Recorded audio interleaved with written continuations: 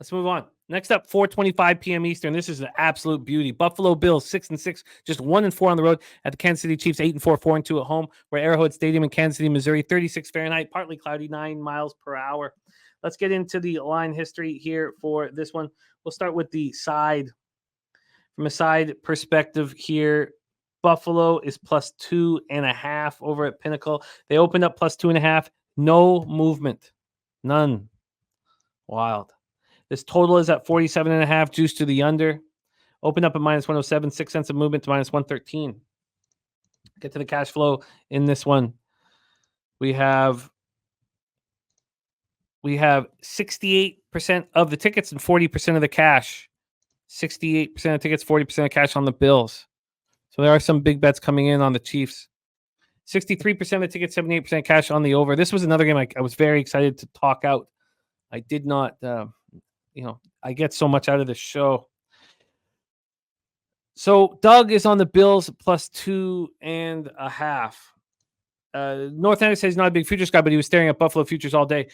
Troy and I talked about that 2 weeks ago, right? We were staring, and I was like, "How can you can't move on them until they finish this horrific 3 or 4 week 3-game run?" Because right now, they're on the outside looking in, basically. Spenny Pennybomb says he wants the Bills, but Chiefs just had that loss to Green Bay. Tough spot. North Ender says if they can win 2 of their next 3, you have a great bet. Yes, I agree, but they have to win this one. So let's roll. Bills coming off their bye week, last seen in a tough 37-34 overtime loss to Philadelphia. 6 losses have all been decided by 6 points or less and 2 in overtime. At some point, you need to look at the head coach as well. So they go 6 straight games without scoring over 25 points, which is nuts. This offense, second best red zone team in the league, 67.4% of red zone drives they cash. The best third down offense in the league. They fired the offensive coordinator who has the best third down offense and the second best red zone offense. And I get why they did it, but so they go 6 straight games without scoring over 25 points. That's the longest stretch in Allen's career, by the way. Then they've gone for 66 points and 898 yards in the last 2 games.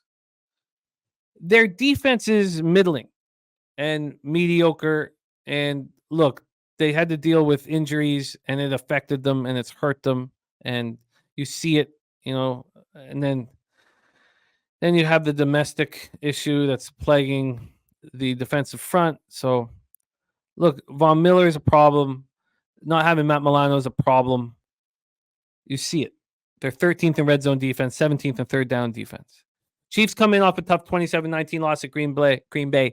Mahomes was 21-33 for 210 yards, touchdown and pick. Kelsey caught 4 for 81. Rasheed Rice caught 8 for 64. Pacheco ran 18 times for 110 yards and touchdown. Caught 3 passes for 13 yards. Chiefs were 7 of 11 on third down, 7 for 11. They're 4th in the league on third down, 47%. So you have the 4th best third down team in the Chiefs against the best third down team in the Bills. They were 2 of 4 in the red zone. They're just 13th in the league in red zone scoring, 55.6%. The defense allowed the Packers to put up 382 yards. This is this top 5 defense we were talking about. Pass rush didn't look good. 2 sacks, 4 quarterback hits. Packers are 3 of 4 in the red zone. We keep talking about how great this defense is. They're 21st in red zone defense. They allow teams to score touchdowns on 58.9% of opponent red zone drives. They're 13th in third down defense, allowing opponents to convert 38% of the time. Drew Tranquil is in concussion protocol. Brian Cook was carted off the field, but x-rays have come back negative. He's listed as questionable. We have a huge one on our hands here. Harold Williams says Kansas City will bounce back. Doug says the Chiefs are massively overrated. Alex Ramirez likes the Chiefs -2.5. Brent Cook says Bills +3. This should be a showdown, come down to the wire type game. Take it away for us here, Troy. Bills, Chiefs. I don't want to beat a dead horse with this team, but I've been talking about this all season long. This is not the same Kansas City team. All the underlying metrics suggest that to be true. Mahomes, worst analytical year of his career. The whole entire, every positional group is grading out worse than it was last year. That's just not something I can get behind. And the worst part of all of this is that they have the worst 2 positions on their offense, on their entire offense. Think about how bad the receivers are and how much they struggle getting explosive plays and getting, production out of their skill positions. It's the left tackle and the right tackle who grade out lower than everybody else. It just blows my mind because that's not consistent with what we've seen in KC for the past 5 years. And I think it's time to fade them. I think they're due for a little their own version of a bear market. KC is 8-4, but quite frankly, they grade out as a middle of the pack, more of a 500 to 6-6 team. Whereas the Bills are 6-6, but they grade out like an 8-4 team. Actually, they grade out better than that. If you look at some of the underlying metrics, I think there's more regression to come, favorably for the Bills, unfavorably for the Chiefs. I think that I want to back a team that's going to be more desperate to win this game. I think that team's going to be the Bills. And that's what I did. I talked about my play earlier. I'm on the teaser with the Ravens and the Bills. I'll be interested in backing the Bills at +3. I'll be interested in backing the Bills on the money line, maybe a round robin. I'm looking towards the Bills in this game. Fade the Chiefs.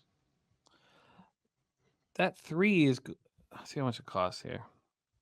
3 is -126. You think we're gonna get a 3 with decent vig? I don't think we're don't. ever going to see a 3, and that's my issue with the spread right now. Is that I've talked about teams that open and close at 2.5. Actually, that's a really favorable trend.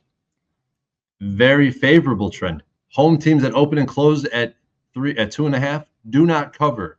The road team is 9-3 ATS, and I've made a post about this, and I'll be posting a lot of market trends. I haven't pulled all that stuff together yet at this point in the week, but I will definitely be posting about this game. Let's hope it closes at 2.5. Yeah. And Londo says the under 47 is his best bet in the game. What do you think about this total? It certainly makes me nervous.